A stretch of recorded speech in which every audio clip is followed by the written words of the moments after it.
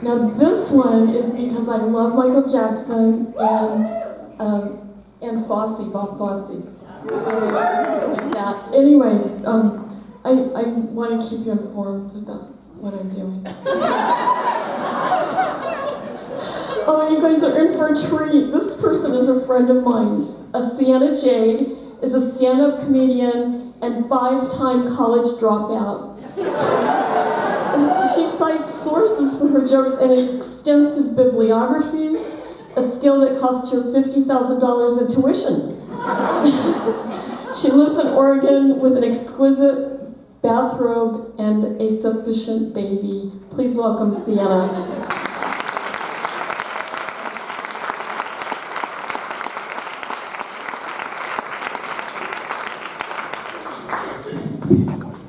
Hello. I'm not normally much of a gambler, except I do take a lot of pregnancy tests. I'm sure some of you know that feeling, looking at that godforsaken little piss stick, just reading the results and going, oh no, oh no, oh no, oh no, oh no. I really am just fat.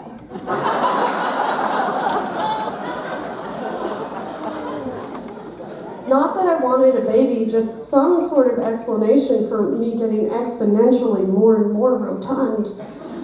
I mean, I eat what I want and I never exercise.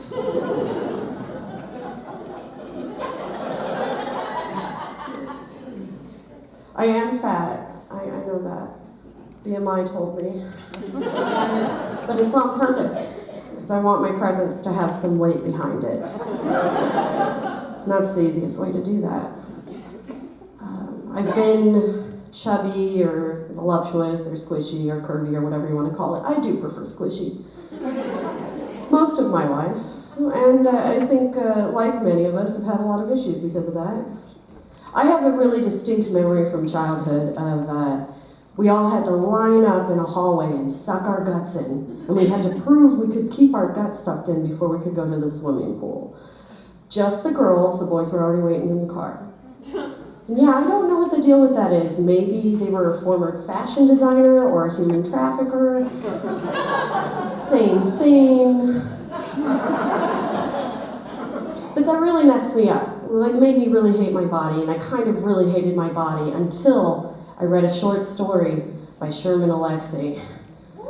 Yes! If you haven't read Sherman Alexie, you should, because it's absolutely wonderful. No kidding at all. Absolutely, you should read it. And the short story I read, it didn't even really have anything to do with the story itself. It was a journey, and a man ended up going to a dingy little dive bar, and he ended up having sex with a big woman in a bathroom stall. And there was like really poor lighting in the bathroom, so the way he described it was that every part of her he grabbed felt like grabbing a breast.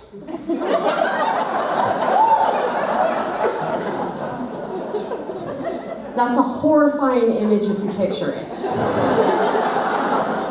That's some Dragon Age brood mother level stuff. It's really bad. It's like a boss in a video game. Very, very, very nasty. But if you picture what it's like to just fondle several breasts, it's really lovely. It made me feel good about myself, because I like boobs. Is anyone else a fan of boobs here? Yeah! I love all boobs, except mine. Fuck lower back pain. I don't care about your lower back pain, I'm selfish. But I do, I love all boobs, including man boobs. I love sleeping with overweight men. It's just the tits. And as a bonus, their gut will rub my clit when they're on top of me. This is a bonus. Okay, I know, that was maybe oversharing. It's just over-explaining some things. I'm very paranoid that I'll get called out for fat shaming, but I'm not. I'm not fat shaming anyone, I promise. I'm only fat shaming me. So I have to. This is getting out of hand. Every night I'm like, Cienna, you don't need to eat 8 nutty bars. You can stop right now. But then another part of me is like, your self-hatred's never tasted so good.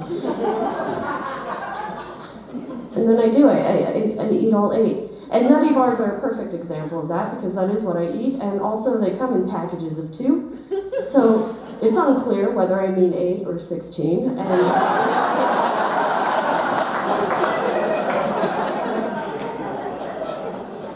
it's 16. I've had a lot of big changes in my life this past year. Weight and health-wise. Like last June, I was feeling so sick. It just like, it was a hangover. It felt like a hangover that just wouldn't go away no matter how much rum I drank. And so I went to the doctor, and it turned out I had an STI. For those of you who don't know what that is, it's a sexually transmitted infant.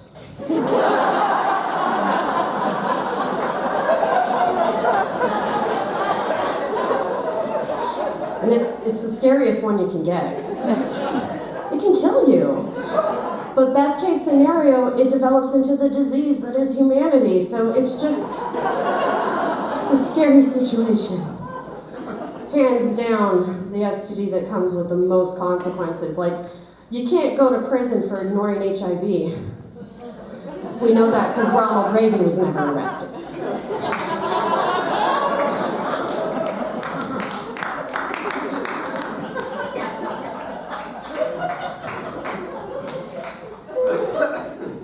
I did end up keeping it.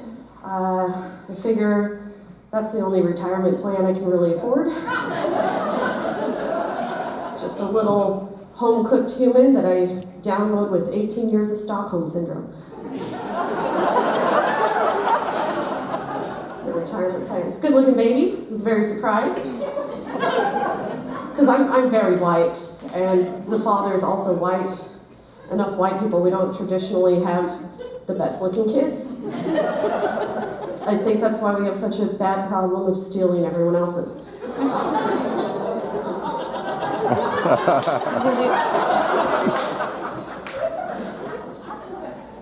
It's always topical, isn't it? I love that. I love the little baby. Very fun. So I decided to change my life, and I got sober. Yeah, thank you. He's 9 months old, and I've been sober for 2 months. Really changing my life.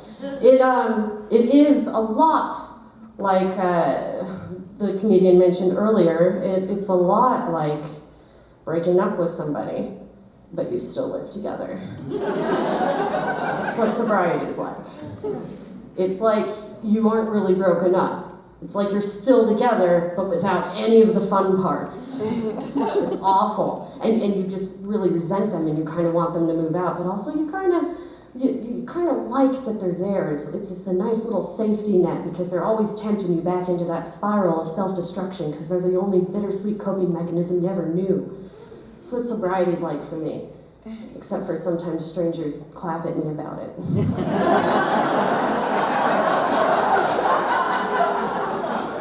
Kind of rude, honestly.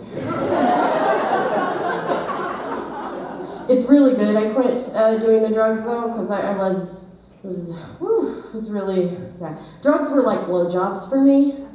Like I'd say no at first, but I usually ended up swallowing all of it. That's not fair. They're not like blowjobs. I like doing them.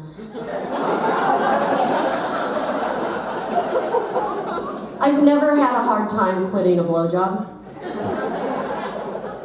I've never missed giving blowjobs if it had been a while. The last blowjob I gave, the guy said to me, "Wow, you really don't like doing this, do you?"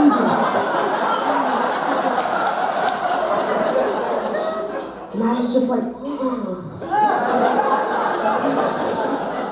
He said, "Well, I've never said this to anyone in this situation, but you're really bad at it. And maybe we should just watch TV." But I was really horny, so we had sex instead, and now I'm a parent. So yeah, they're not really like blowjobs. I think drugs are more like children. It's not their fault they get abused. Stop victim blaming. We're the real monsters here. gonna end this the same way I end sex. I'm sorry. Thank you